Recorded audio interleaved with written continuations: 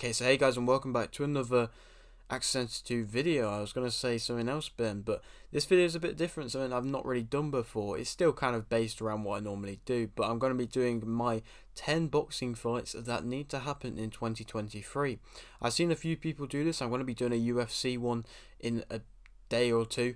But yeah, I thought I'd start off with this boxing one as I think it'd be quite a fun video to do. But yeah, if you are new around here and you haven't subscribed, please do so. Like the video if you do need to like the video, and let's get straight into it. So I'm going to start off with the very obvious one, which I'm pretty sure everybody wants at the moment, and that is Fury Usyk.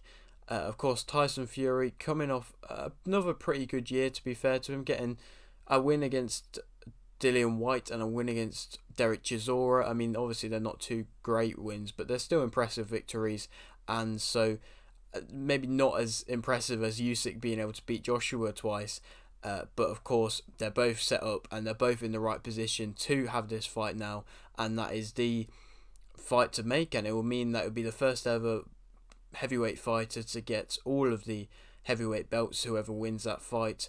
And yeah, I don't know how much trash talk there'll be. There probably will be quite a lot from Tyson Fury. I don't know how much will be returned from Usyk, but I think overall that is the fight to make for the division, and it's a fight which has been long overdue, really. I mean, it could have happened straight after the Joshua lost the second time, but it didn't, and it seemingly dragging out a bit, but now it seems like it might be happening hopefully March time. Fingers crossed that happens, as yeah, of course that's the fight that a lot of people want. Moving on to another fight a lot of people want. I've been wanting this for even longer, and that is Spence Crawford. This fight will most likely determine who's pound for pound the best boxer probably in the world currently, as I mean it's them two. They've both shown their complete dominance in their divisions, and in their division, and is the fight to make. But it's just been so long in the making, and nobody's really sure when it will happen or if it will ever happen at this point.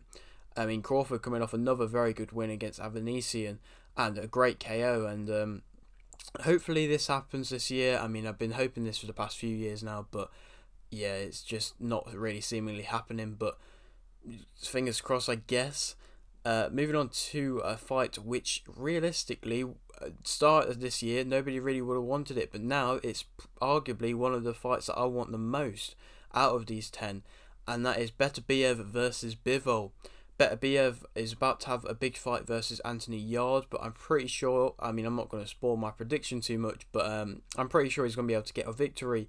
And Bivol's been on a crazy kind of run this year, and so I think this is going to be a great fight. I believe that Bivol is probably one of the most technically gifted fighters around at the moment, and so it'll kind of be skill versus power, really. I'm not saying that Bivol doesn't have power and that Beterbiev doesn't have skill, but they're the kind of two main attributes that both fighters are known for, and so I think that fight will be just crazy, and it will be I can't really imagine either of them losing, but of course one of them will have to, so you'd have to wait and see with that one. But that is a fight that I'm very, very excited for. That is probably my one or two, or first or second in the ones that I want the most out of these 10 fights.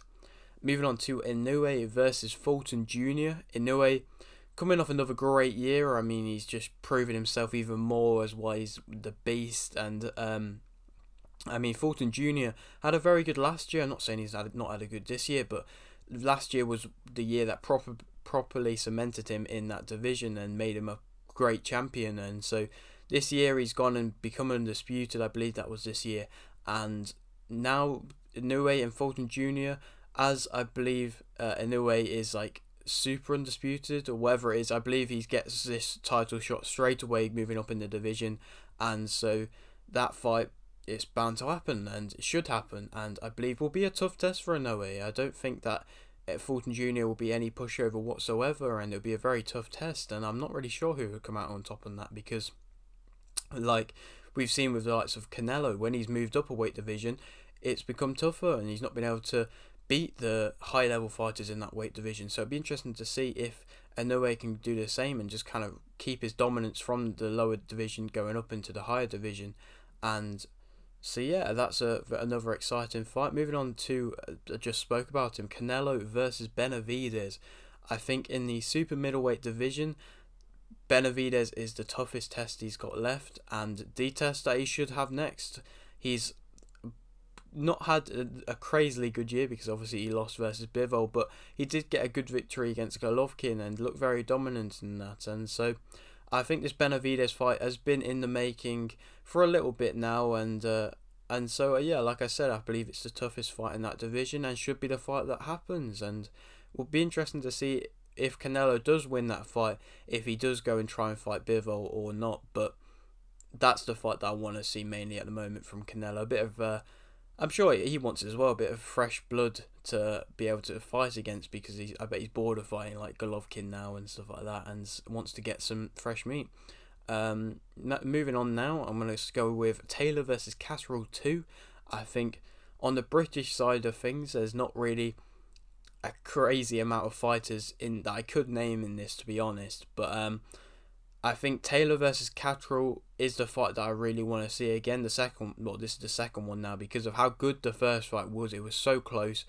I mean, people gave it either way, and Catterall is wanting revenge. He's out for revenge and is certain he's going to win. And of course, Taylor is very certain he's going to win as well, and they both have a strong rivalry against each other, and so that is a fight that needs to happen. It seems like it's going to happen pretty soon. It seems like Sky are quite good at getting fights what need to happen at some point. I mean, better than certain companies. I'm not really going to name names, but better than certain organisations. And so I believe that fight will happen.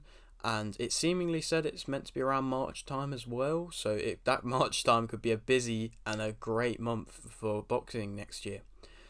Moving on to another fight which could be on Sky, could be on Matchroom, and that is Harper versus Jonas 2. It's my first women's fight on this kind of list, and so that's not been said too much as a kind of like in the other videos I've watched of boxing fights in which people want, but I think that fight, from the years that both fighters had, it's a fight that should happen again. I mean, that when they first fought, it was a draw.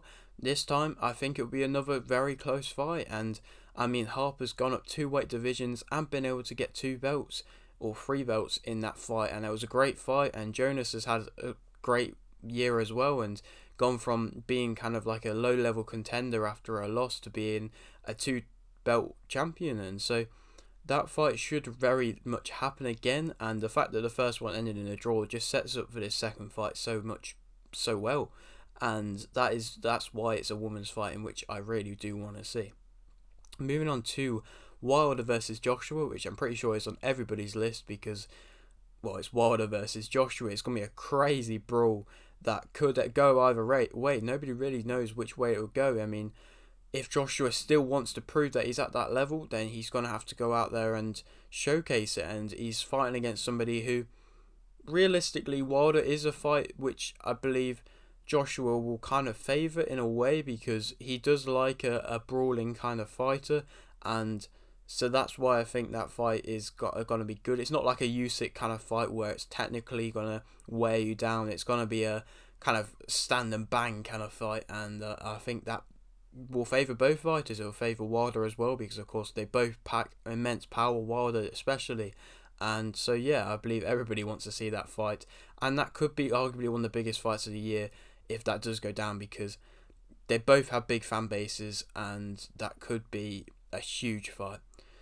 Moving on now to Stevenson versus Lomachenko. That is a fight which I very much do want to see. I don't know if that will happen before or after Lomachenko will fight Haney, but that is a fight which I'm very excited to see. It'd be interesting to see where Stevenson goes into this division in which he's moving up into, and so because there's a few fights here which could be available, but this is the fight that I really want to see, because Lomachenko has come back and has shown that he is a great fighter, and shown that he's got that drive in him still to be a champion, and is wanting to probably fight Haney. And so, but Stevenson has shown this year that he is an immense fighter, an immense talent, and even though in that last fight he did come over overweight, which is a little bit unprofessional, he still managed to dominate the fight, and he got he's gotten some great victories against some great fighters this year, Stevenson, and so will come into this weight division in which he's moving into with lots of options, I believe, and I think this fight could really showcase to both fighters what level they're at, and where they should be in the division, and yeah, so that's why it's a fight which I'm very much excited for. I think Stevenson is an amazingly talented fighter and could beat Haney and could be the undisputed champion in that division, but we'll have to wait and see. I think he's definitely got the skill to be that champion, but of course Lomachenko will be a very tough test for him. And then moving on to my last of the 10, I got a couple honourable mentions after this, but the last of the 10 is Garcia versus Davis. I mean, it kind of writes itself, doesn't it? The rivalry they have is crazy, and there's a lot of kind of like people aren't really too sure which way it will go, and I mean people will say Davis's power is up there or Garcia's speed and technical ability. But yeah, it's a very close fight. Nobody really knows which way it'll go, and of course it's fueled by the rivalry. And it's not. I suppose it's not helped the fact that it's been in talks for a little bit now. That's kind of hyped it up, I suppose. And hopefully that will be happening next year, early next year. And yeah, so that is all the 10 of my fights. Now we've got 2 honorable mentions. I've got Edwards versus Rodriguez. I think Rodriguez has an amazing year. He's come and really shown that he is a threat in the division. Obviously, his last fight wasn't amazing, but he's beaten some great champions and some great fighters. And so I think if Edwards, of course, has a great year, and he's shown that he's the king of his weight division, and so he's now moving up into this weight division, and Rodriguez will be a big money fight, I believe, and so that is the fight to make. Will it happen next year? I don't know, because Rodriguez has got kind of some options in which he could fight before that fight's needed to happen, really, because if he's wanted to go down more undisputed route or even to fight some tougher challenges to prepare him for an Edwards fight, I think that might happen before, and so it might not happen until 2024, but it could be late next year. Hopefully it's late next year, because it's a fight I do really want to see as well, but we'll have to wait and see on that one. And we'll move on to my last honourable mention now, and that is Taylor versus Serrano 2. It was of course a great fight this year, one of the women's fights, best women's fights ever, and if not the best women's fight ever.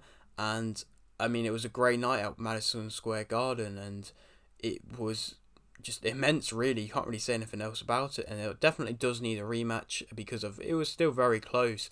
The only reason why I've not put it in my top 10 is because, unlike Jonas versus Harper 2, I think it's just going to be the same result, really. I think Taylor's going to be able to win it again. I think she is the better fighter out of the two of them, and goes and fights better in the kind of 12 round fights instead of Serrano, who kind of prefers to get an opponent out of there. From what it seems, she fights better when she gets an opponent out of there, but I think it'll be a same result, really. I mean, I'm just spoiling my prediction here, but yeah, I think it'll be a same result, and so that is why I'm not wanting that quite as much as the ones that'll be in my top 10, but still, I very much want to see that fight.